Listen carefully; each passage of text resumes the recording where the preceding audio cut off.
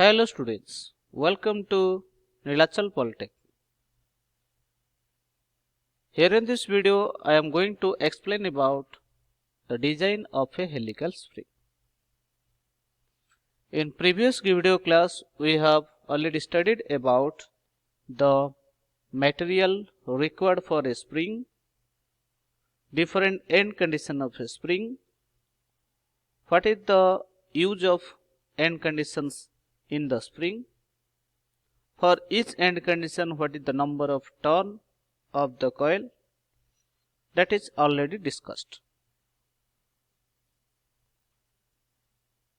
For design of a helical spring, basically we have gone through the consideration of a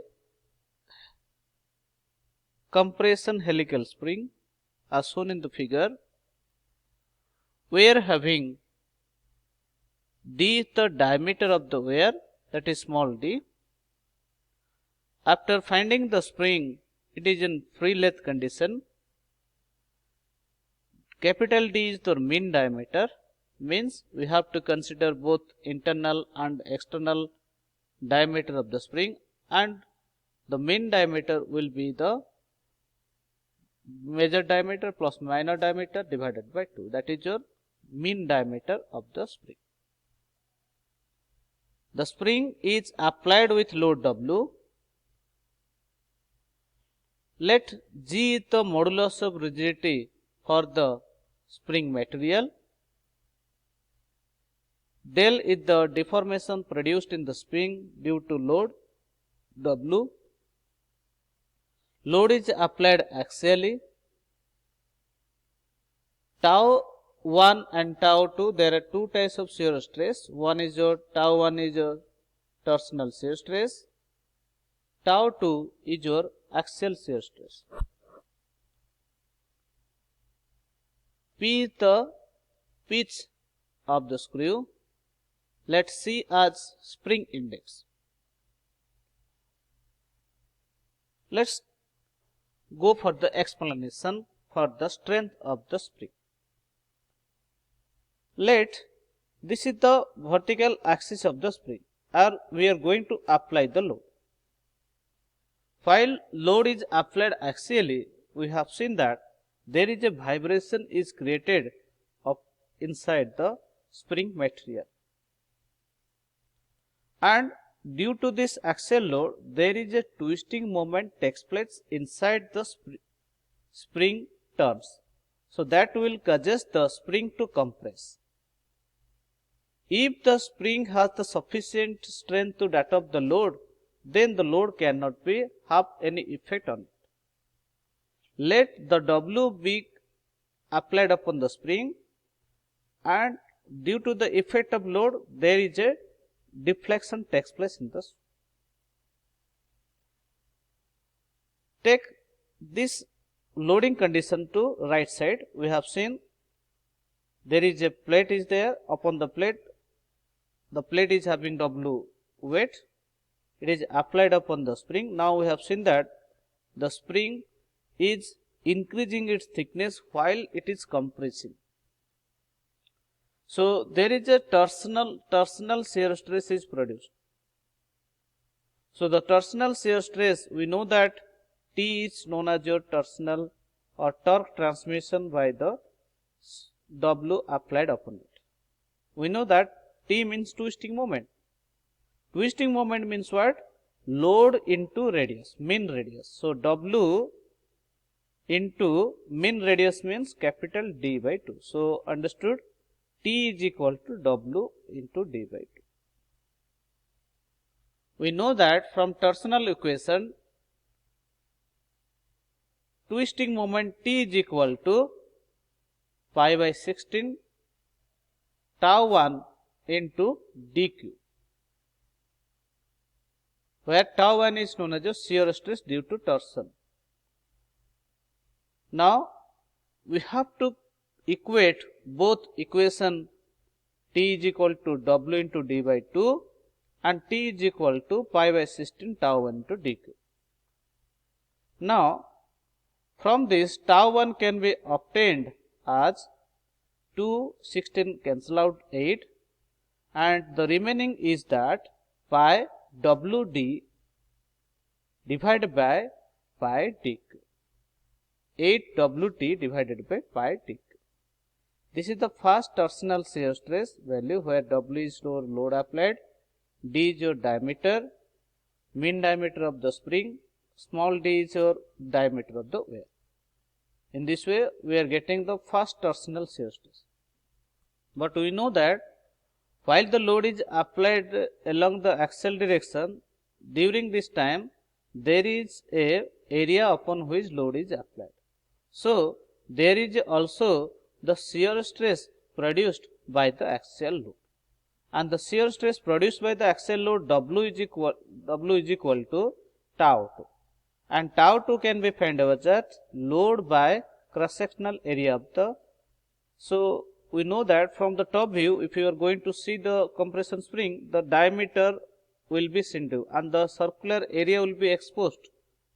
The circular area or cross sectional area will be as if d is the diameter of the wear. Now the circular area will be pi by 4 into d square.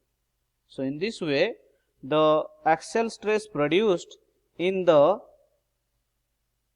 actual shear stress produced in the wear is equal to tau 2, that is 4W pi into d square. We are getting two expression as tau 1 is equal to 8WD divided by pi dq, and tau 2 is equal to 4W pi into d square. So while the axial load is applied, there are two types of stresses produced, and torsional shear stress and direct shear stress. Now we have to find out that what is the total stress. So while we are going to apply the load, we have seen that there is a curvature produced, or there is a curve produced in the, or the curve is observed while the load is taken upon by the spring. So if you are considering without the effect of curvature, now total stress acting is equal to tau is equal to tau 1 plus tau 2. In earlier, shear stress is obtained as 8WD into pi dq, and tau 2 is obtained as 4W pi d square. Now here we can take common as 8WD pi dq. Now you are getting here 1 by 2 into small d by capital D. So the remaining term will be equal to d by d, capital D by small d is known as your spring index. So that is equal to 8WD pi dq into 1 plus 1 by 2c. This 1 plus 1 by 2c is known as your shear stress factor, that is Ks, and Ks into 8WD pi dq as tau. So in this way, we are concluding that the shear stress produced in the spring as Ks into 8WD divided by pi dq. If you are considering the curvature of wear, then the shear stress becomes tau is equal to K into 8WD into pi dq. What is curvature of wear? So if you are going to see, the load is actually applied, but there is a along the vertical direction, the spring may be oriented along the right side, or it may be oriented along the left side. That is, a curvature, a curve will be produced, or a curvature is produced by the spring while it is taking up the load. So if you are considering the curvature effect, then tau total stress is equal to 8WD into pi dq into K, where K is known as your wall stress factor. So while we are going to consider the curvature value, then we have to use the value of K as 4c minus 1 divided by 4c minus 4, plus 0.615 divided by C. C means that is your spring index. So in this way we are getting that shear stress is equal to K into 8WD divided by pi dq, where W is your load applied axial type, D is your mean diameter, small d is your diameter of the wear, and K is equal to wall stress factor, and that is 4C minus 1 divided by 4C minus 4 plus 0.615 divided by C. While we are going to solve the problem related to it, if it is given that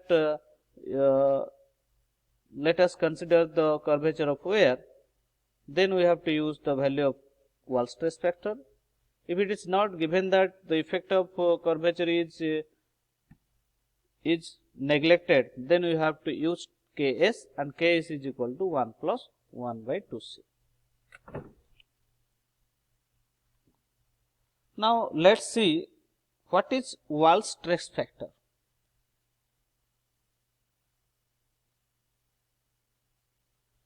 So in early stages we are going to use the compression spring.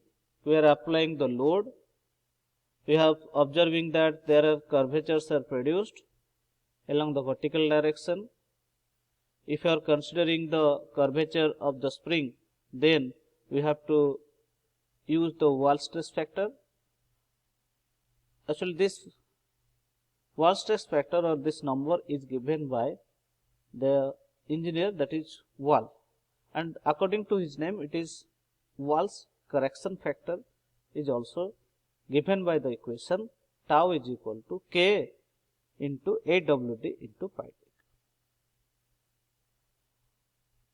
While manufacturing of helical spring is taking place, the spring wear is to be bent in the helical coil.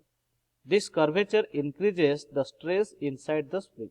At the same time, decreases the stress outside the spring. Thus, the length of inner fiber is less than the length of outer fiber. This results the stress concentration inside the fiber, and so for that reason we are going to use the wall stress factor, and that is equal to K into 8WD pi dq is equal to tau. Actually, stress concentration factor can be also, it is Ks into Kc, where Ks is known as a shear stress factor, Kc is known as a stress concentration factor. So, if you are going to take different types of spring index, if it is 3, then wall stress factor will be taken as 1.58. From data book, we can take the value of index as 7, then wall stress factor will be 1.21. Now comes to the deflection expression for a helical spring. We know that load is applied upon the spring as axial. Now deformation takes place. Let del is the deformation. We know that for a angular direction, or there is the shear stress produced, or that is twisting moment is produced in the spring. So for a circle or for a length of arc produced by the load W, we can say that length of the arc is equal to theta into radius, that is theta into d by 2. From torsion equation, T by J is equal to G theta by L. Now theta can be calculated as TL by JG.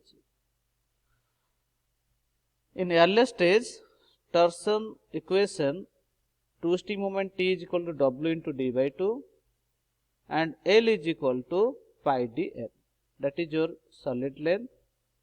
So J is equal to polar moment of inertia. For a circular cross section, it is pi by 32 d4. By using the torsional equation, this theta is equal to TL by Jg. So putting the value of T and J and L, we can find out theta is equal to your 16WD square N by GD4. And we are having axial deflection is equal to 816WD square N GD4 into d by 2. So del is equal to 8WDQ N by GD4. and del is equal to